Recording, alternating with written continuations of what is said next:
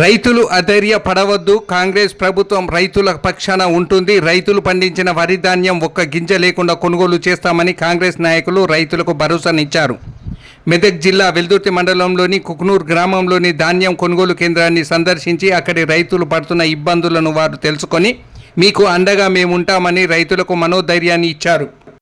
సందర్శించిన వారిలో మండల పార్టీ అధ్యక్షుడు మహేష్ రెడ్డి, వైస్ ఎంపీపీ సుధాకర్ గౌడ్, మాజీ మండల అధ్యక్షుడు నరసింహారెడ్డి, జిల్లా నాయకుడు నరేందర్ రెడ్డి, ఫిషర్మ్యాన్ కార్యదర్శి తలారి మల్లేష్లు ఉన్నారు.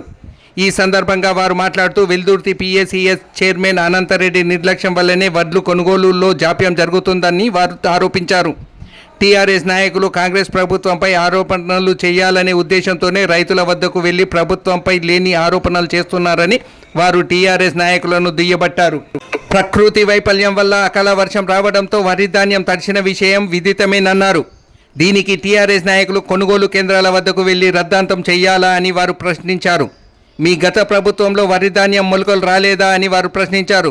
నిన్న జరిగిన కేబినెట్ సమావేశంలో రాష్ట్ర ముఖ్యమంత్రి రైతుల విషయమై చర్చించారని, రైతులు అధైర్య పడవద్దని, మీకు అండగా కాంగ్రెస్ ప్రభుత్వం ఉంటుందని, ప్రతి గింజలు కొనుగోలు చేస్తామని వారు రైతులకు భరోసానిచ్చారు. కుక్నూర్ వడ్ల సెంటర్ వద్దకు రావడం జరిగింది. వడ్ల సెంటర్ కుక్నూరులో వడ్లు స్టాక్ ఉన్నాయి, ఎక్కువ ఉన్నాయి.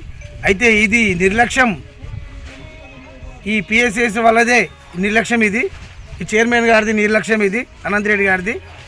ఎందుకంటే వడ్లు చాలా వచ్చినాయి ఉన్నా కానీ అసలు అమలు లేరు. ఇక్కడ అన్ని ఊర్లలో కాంట్రాక్ట్ స్టార్ట్ అయిపోయినాయి, మా ఊర్లో కాంట్రాక్ట్ స్టార్ట్ కాలేదు. అమలులో కొరత వలన కొద్దిగా వారం 10 రోజులు వెనుకబట్టిపోయింది. ఇక్కడ వడ్లు కాంట్రాక్ట్ కావడం వెనుకబడింది.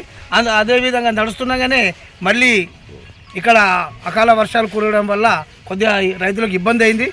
కానీ రైతులకు భరోసా ఇవ్వడం ఏంటంటే ప్రతి గింజ కొంటాం, కాంగ్రెస్ పార్టీ ప్రతి గింజ కొంటాని పార్టీ ఆల్రెడీ సీఎం గారు అభయం ఇవ్వడం జరిగింది. ఇవి కాంట అయిపోయిన 3 రోజులకి 4 రోజులకి ఆల్రెడీ ఖాతాలో పైసలు డబ్బులు కూడా పడుతూనే ఉన్నాయి.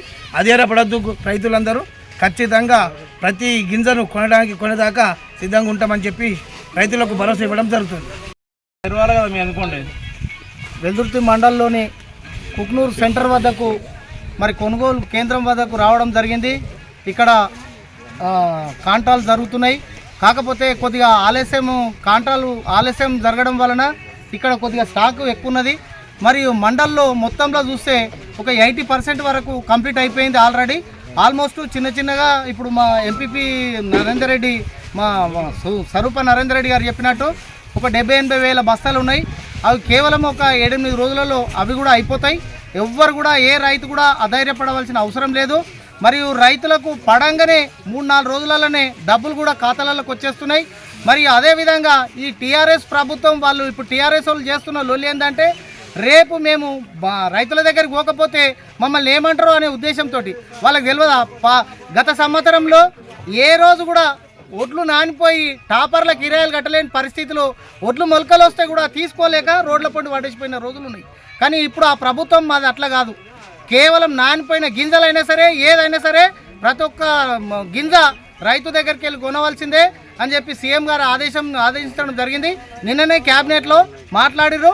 అది అందరికి కలెక్టర్లకు కూడా ఆదేశాలు జారీ చేశారు. కాబట్టి రైతులు ఎవరు కూడా భయపడవలసిన అవసరం లేదు. గత ప్రభుత్వంలో నెలల వరకు కూడా పైసలు రాలేవు. ప్రైవేట్ చిట్టీలు కట్టుకోలేక మన వాళ్ళు పెద్ద మొత్తంలో లాస్ అయిపోయిన రోజులు వాళ్ళకి తెలివే ఆ రైతులకు. ఇది రైతు ప్రభుత్వం. ప్రతి ఒక్కరు కూడా రైతులు ఆధారపడవలసిన అవసరం లేదు. రాబోయేది ఇంకొక 6 నెలలు 7 నెలల్లో మీరు ప్రజల వద్దకు కాదు కదా ఎక్కడ కూడా తిరగలేరు. ఎందుకంటే ప్రభుత్వం అనుకున్నట్టుగా చెప్పినట్టుగా చేస్తున్న ప్రభుత్వం కాంగ్రెస్ ప్రభుత్వం. కాబట్టి ఖబర్దార్ టీఆర్ఎస్ నాయకులారా, మీ దుకాణం బంద్ అయిపోయింది. మీరు ఎప్పుడు కూడా పనికి రాకుండా పోతారు. ఇది 100% చెప్తున్నాం.